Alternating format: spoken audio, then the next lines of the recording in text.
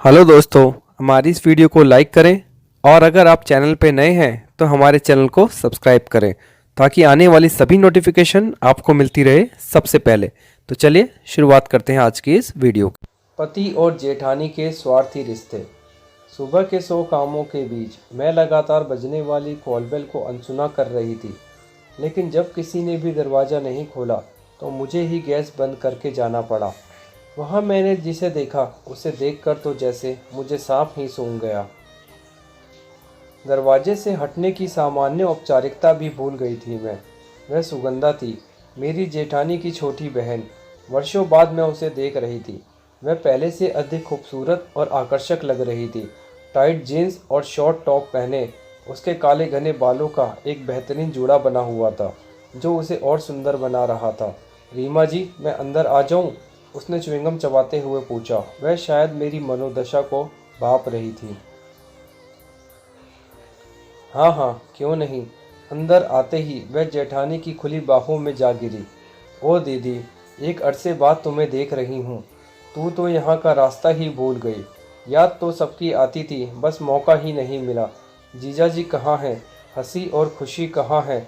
किस कोने में छुपी हुई हैं? और आपके लाडले देवर कहाँ हैं? लाडले लाडले देवर की जिज्ञासा ने मेरा मूड चौपट कर दिया। मैं शंकित थी। कुछ ही देर में हंसी खुशी रुचि मोंटी सब उससे घेर कर बैठ गए। जेठ जी सुगंधा की पसंद की दुकान से गर्मा गर्म कचौड़ी और गुलाब जामुन लेने चल दिए। मैं चाय बनाने लगी। बच्चे उससे चिपक कर बैठे थे। सुगंधा ने उनका स्कूल जाना कैंसिल करा दिया। तभी मेरे पति प्रीतम वहां आए। सबने उनका स्वागत किया। सुगंधा बोली, प्रीतम, तुम्हारी देर से सोकर उठने की आदत अभी तक नहीं गई? कुछ आदतें जिंदगी भर नहीं छूटती, प्रीतम बोले। सचमुच? वह रहस्यपूर्ण अंदाज में खिलखिलाई और बोली। बातें करते करते बेख्याली में सुगंधा ने बालों की क्लिप निकाली। झप से ढेर सारे काले बाल उसके चेहरे, कंधों और पीठ पर आ गिरे। बीच में उसका गौरवपूर्ण अंडाकार चेहरा बादलों के बीच चांद का भ्रम उत्पन्न करने लगा। प्रीतम ने उस पर एक भरपूर नज़र डाली। सुगंधा शायद यही चाहती थी। वह विजयी भाव से मुस्कुराने लगी। मेरा दिल किसी अनहोनी की आशंका से कांपने लगा। मैं सबके बीच अनिश्चित रूप से खिसियानी मुस्कुराहट लिए बैठी थी। फिर उठकर रसोई में आई, जहाँ मेरा एक छत्र साम्राज्य था। जेठानी आकर सुगंधा की पसंद बता गई थी। बच्चे तो स्कूल गए नहीं थे। सुगंधा जेठ जी और प्रीतम से भी न जाने का अनुरोध करने लगी, किंतु वे दोनों खा पीकर क्षमा याचना करके ऑफिस चले गए। उनके जाने के बाद मैंने राहत की सांस ली कि चलो अब प्रीतम सुगंधा के बाणों से घायल नहीं हो पाएंगे। दोपहर में सब आराम करने चले गए। जेठानी ने मुझे रोक लिया। छोटी, तेरी तबीयत तो ठीक है ना? जेठानी ने मेरा मलिन रूप देखकर पूछा। दीदी, सुगंधा क्यों आई है? मैंने साफ साफ पूछा। अरे, हम सबसे मिलने आई है, यह भी कोई बात हुई पूछने की? तू निश्चित रह, वो बस घूमने फिरने आई है। कोई ऐसी बात नहीं है जैसा तू सोच रही है। जेठानी मेरी मनोदशा समझ रही थी। मैं अपने कमरे में आ गई। सुगंधा अक्सर अपनी बहन और जीजाजी से मिलने पहुंच जाती थी। उसी दौरान उसे प्रीतम से प्यार भी हो गया। प्रीतम भी उस पर जान छिड़कने लगे थे। उनके प्यार को पूरे परिवार की स्वीकृति मिली, बस विवाह की मोहर लगनी बाकी थी। मगर इसी बीच उन दोनों में झगड़ा हो गया। कारण कोई अरबपति व्यवसायी था जो न्यूयॉर्क में रहता था। झगड़े ने इतना तूल पकड़ा कि सुगंधा चट मंगनी पट ब्याह करके उस व्यवसायी के साथ न्यूयॉर्क चली गई। प्रीतम सुगंधा की याद में पागल से हो गए थे। अक्सर ऑफिस से छुट्टी लेकर घर में पड़े रहते थे।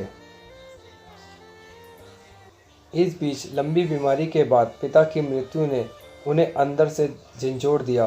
पिता की मृत्यु से बिस्तर पकड़ चुकी उनकी मां ने उनसे शादी का वचन लिया और बेमन से प्रीतम ने मुझसे शादी कर ली।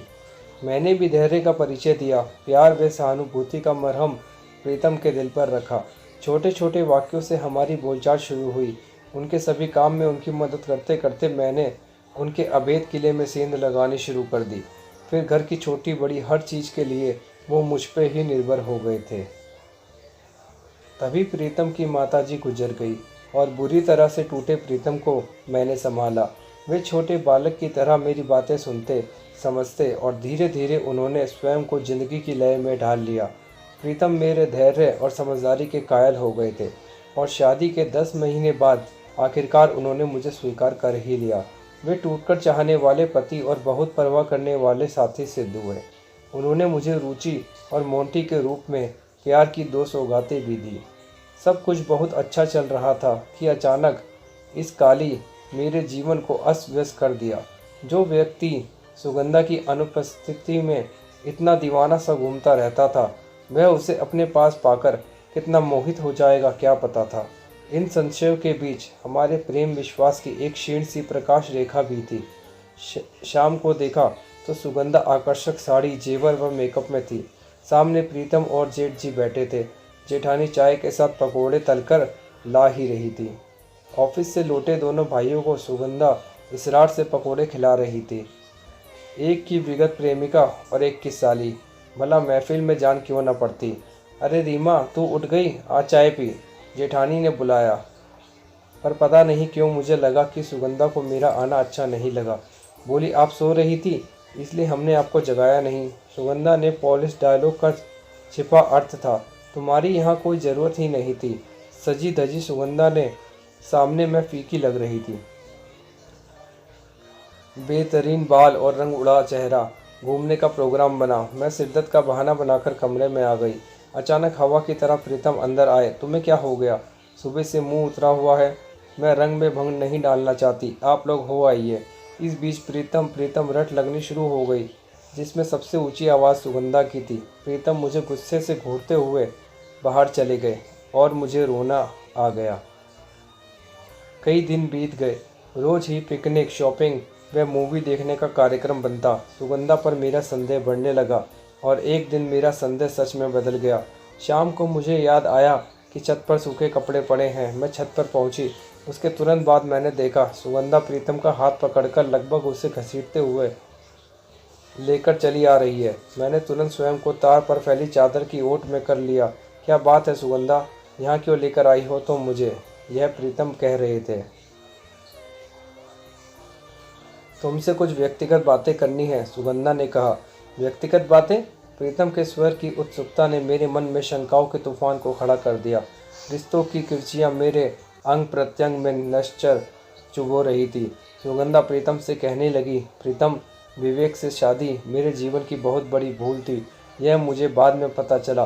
7 साल असफल वैवाहिक जीवन काटे हैं मैंने और तुमने भी, तो मेरे बिना ये 7 साल अप्रिय वातावरण में ही बिताए हैं, है ना? अब हम नए सिरे से जीवन शुरू करेंगे। सुगंधा के स्वर में प्रीतम ने तुरंत पा लेने की व्याकुलता थी। अप्रिय वातावरण? किसने कहा सुगंधा? मेरे 2 प्यारे बच्चे हैं, पत्नी है और मैं उनके साथ बहुत खुश हूँ। इस तरह झूठ बोलकर तुम स्वयं को धोखे में रख सकते हो, मुझे नहीं। सुगंधा, मैं अपने संसार में सुखी और संतुष्ट हूँ। तुम एक विवाहित स्त्री हो, मेरे लिए उससे ज़्यादा कुछ भी नहीं। प्लीज़ प्रीतम, ऐसे मत कहो। मैं तुम्हारे बिना मर जाऊँगी प्रीतम। क्या तुम वो पल भूल गए जब मुझसे 1 मिनट की दूरी भी तुमसे बर्दाश्त नहीं होती थी? जब एक पल बर्दाश्त न होने जैसी बात थी, तब तो तुम विदेश में चली गई और किसी और से शादी कर ली थी। तुम्हारा गुस्सा जायज़ है, पर मैं नहीं समझ पा रही हूँ कि एक लादे हुए रिश्ते को तुम क्यों ढो रहे हो। क्या मजबूरी है तुम्हारी? मैंने सोचा था कि मेरे प्रस्ताव पर तुम खुशी से झूम उठोगे। यह खुशफहमी है तुम्हारी। तुम अपने रूप का गर्व दिखा रही हो। इसके अलावा तुम्हारे पास कुछ भी नहीं है। तुम दोनों की यदि तुलना की जाए तो रीमा तुमसे बहुत आगे निकल जाएगी। तुम आत्म केंद्रित, स्वार्थी, मैं मौका परस्त हो और वह त्याग, स्नेह व प्रेम की प्रतिमूर्ति है। तुम मेरा अपमान कर रहे हो। तुमने सम्मान की गुंजाइश ही कहाँ रखी? रीमा से मेरी शादी अनिच्छा से जरूर हुई है, और उसने अपने धैर्य, प्रेम और सहन शक्ति से मुझे पूरा का पूरा जीत लिया। उसने मुझे अवसाद, निराशा से उबारा, मुझे जीवन की सौगात, और तुम मेरे बसे बसाए घर को उजाड़ने आई हो। मैं सोचता था कि तुम निश्चल मन से अपनी बहन के घर आई हो, किंतु उसके पीछे क्या उद्देश्य है, यह तो आज पता चला। सुगंधा के सारे अस्त्र नाकाम हो गए। वह फूट फूट कर रोने लगी। प्रीतम आराम से नीचे आ गए। मेरे विश्वास की जीत हुई। मेरे तो जैसे पंख निकल आए थे। बेवजह हंस और मुस्कुरा रही थी।